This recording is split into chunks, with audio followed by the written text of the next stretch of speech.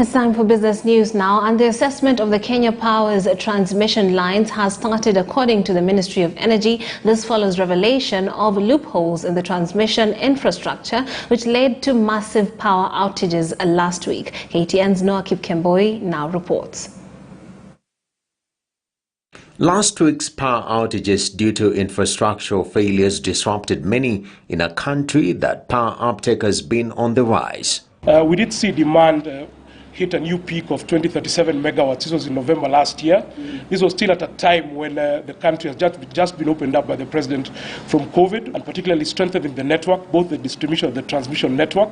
This will help us in meeting the unserved energy in the country. We do have people who are ready and willing to be connected, but they have not been connected because the grid isn't there yet, or the grid isn't as reliable where they are connected. Currently, power lines are under two entities: 4,000 kilometers under the Kenya Power and Lighting Company and 3,000 kilometers under the Kenya Electricity Transmission Company. The total, of course, is coming to 7,000.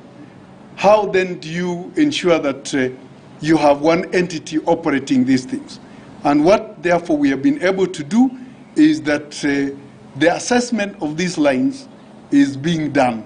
And we are hoping that by the middle of next month, we'll have a complete report before you actually have these lines going to Ketrako, definitely with the aspect of the O&M.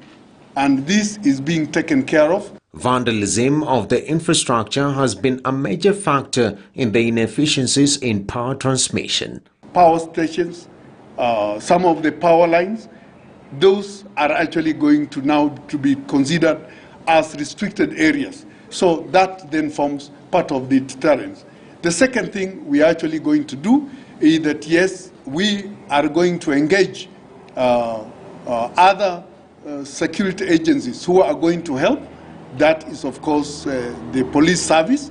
Kenya Power's system losses caused by power theft and leakages from the aging transmission grid shot to 24.14% for the year to June, equating to 20.1 billion shillings, a jump from 17.51% in 2015, showing the impact of prolonged underinvestment in the transmission grid despite rising demand for power connection.